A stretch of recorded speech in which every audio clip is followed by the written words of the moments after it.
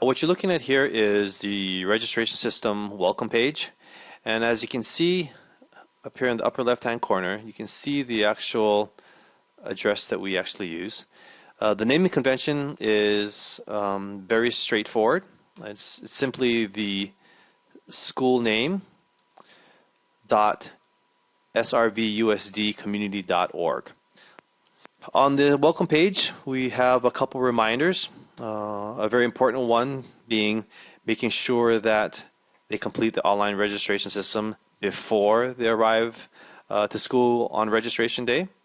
That they actually bring a printout of the registration summary page, which you will get an opportunity to see at the final step of this process, and some other things that they need to make sure that they bring with them to make sure that they can complete registration at school.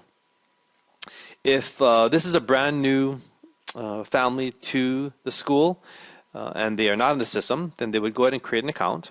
The process of creating an account literally takes 30 seconds.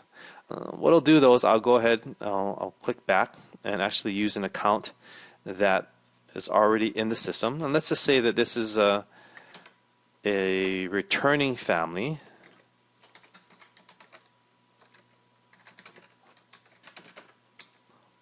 That actually went in to the system and already registered part of the way already.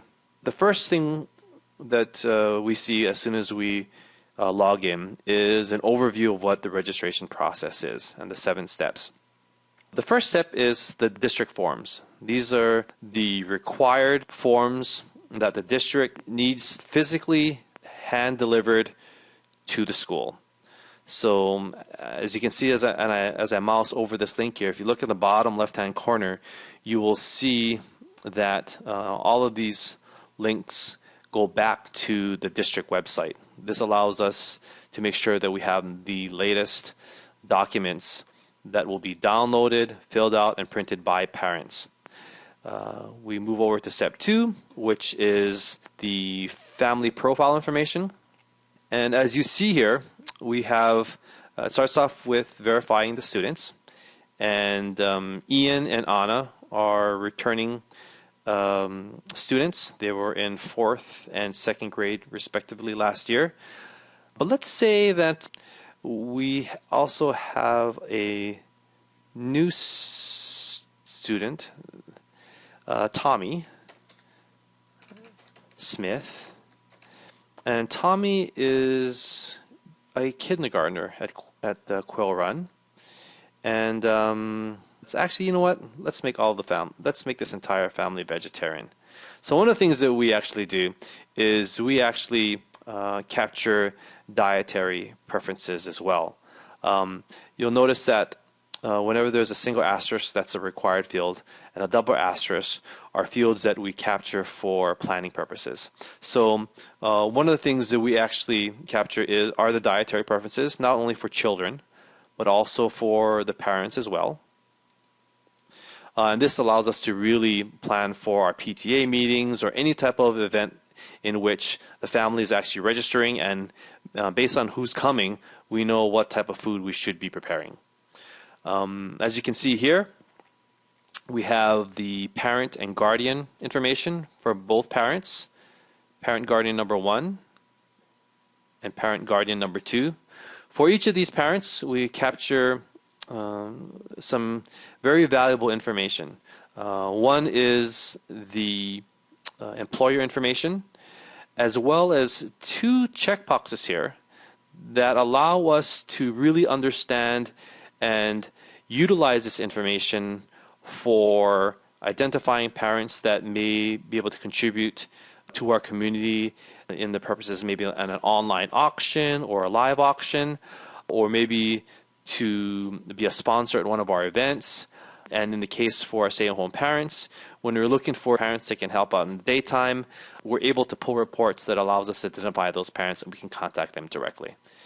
One of the other things we do as well is identify languages that are spoken in the home. I'll give you a sense here. We have I think the 32 most spoken languages in our database. And that really helps us out in terms of identifying some of the backgrounds of some of our families. In previous years, we've captured disaster and emergency contact information. This entire area is no longer needed since the district is implementing a school messenger, which allows us to not have to use third-party services, but use the systems that are being provided by the district. Moving on to step 3, which is the school and PTA activities as well as PTA membership. And as you can see here, what you're looking at here, there are items that the parent can choose to donate or purchase. In the examples for the school items, they are donations. But in examples such as the yearbook, this is a purchasable item from the PTA. So what we've done is we've actually combined everything into one, because from the parents' perspective, they really don't care about which is a PTA versus which is a school item. So we've made it really simple for them. We've listed everything here. And one of the things that I'm not sure if you'll notice, let me see here. Let's say science, for example. It's for all students 1st through 5th. That's why we don't see Tommy listed here, because Tommy is in kindergarten. So the system knows which children actually qualify for which items. Here's another example here for our 5th grade outdoor ed. Ian is the only 5th grader of our children, so that's why he's listed here. As you can see, the system also indicates which things the parents have already paid for.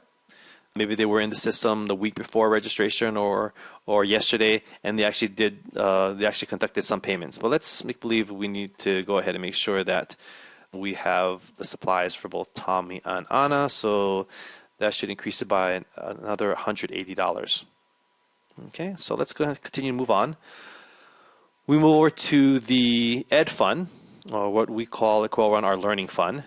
And here's where we really have an opportunity to effectively communicate the what and whys of specific things that we really want parents to consider donating to.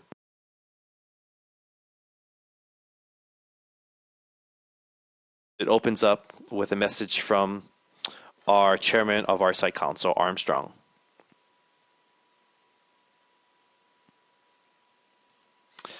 So I'm not going to go ahead and play that entire video, but you can see where we can really leverage rich media to engage parents in the comfort of their own home.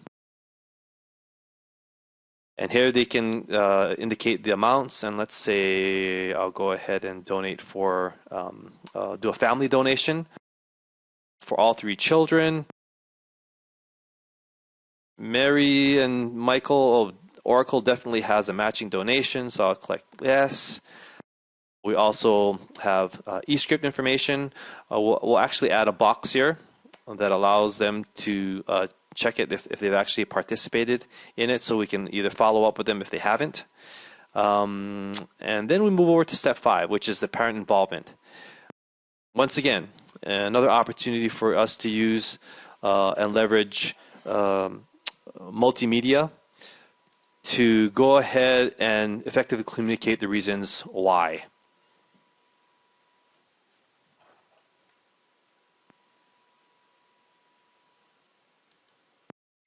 So this is an example of where we're able to really leverage an excellent piece that was made by the district, and this is something that can be used by all the schools and really should be used by all the schools to increase parent participation. So let's say Michael loves to cook and he'd be willing to be participating in that. Mary actually does event planning for the Golden State Warriors. Let's see here, and Michael, looks like Michael maybe check this because he actually does programming at Oracle. But let's see, but he also loves running. Actually, I'll do this in here. When it comes to events, we can take a similar approach to how we actually go ahead and market events.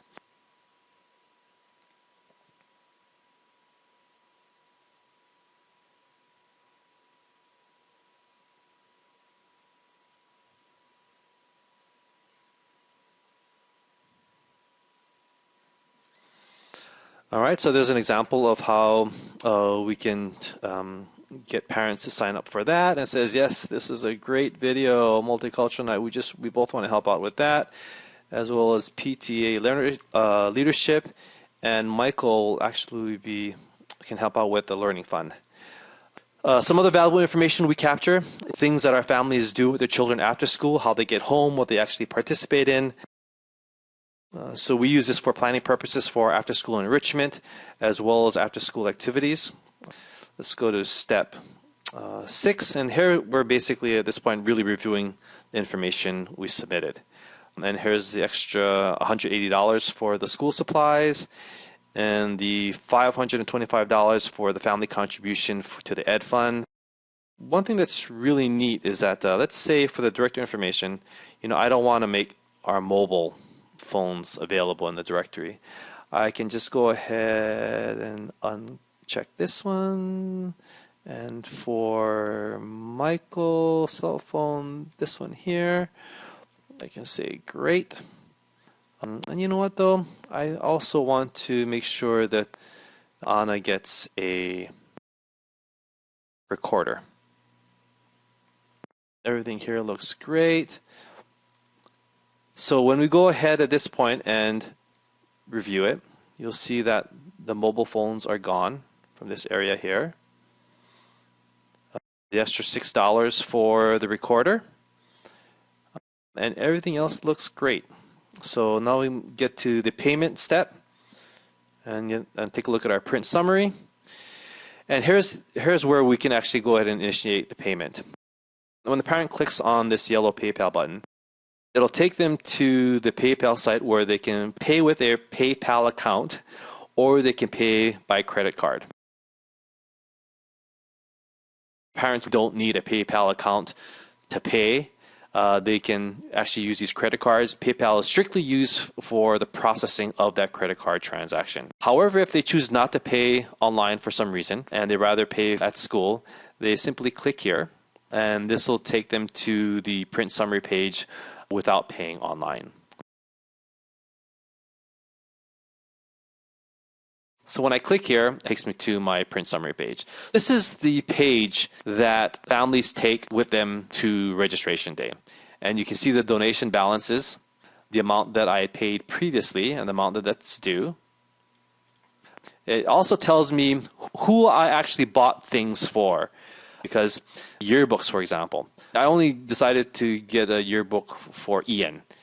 So Tommy and Anna, I've decided, at least at this point in time, I'm not going to pay for a yearbook for them. But what the system allows parents to do is they're allowed to go back into the system and see this information and realize that, I only bought a yearbook for Ian, so I have to remember later on to get one for Anna and Tommy. The most important number that we need on registration day when parents come to registration is actually this number right here, this user ID, because this is the number that's going to allow us to identify them when they come to stations. So we ask the parents to go ahead and bring this summary printout page with them so they can reference this number, but it also gives them a nice summary of the things that they've decided upon and need to complete at registration. Hopefully this gives you a nice overview for what the online registration experience is like. And let's go ahead and talk a little bit more about some of the things that are required to utilize and set up the registration system.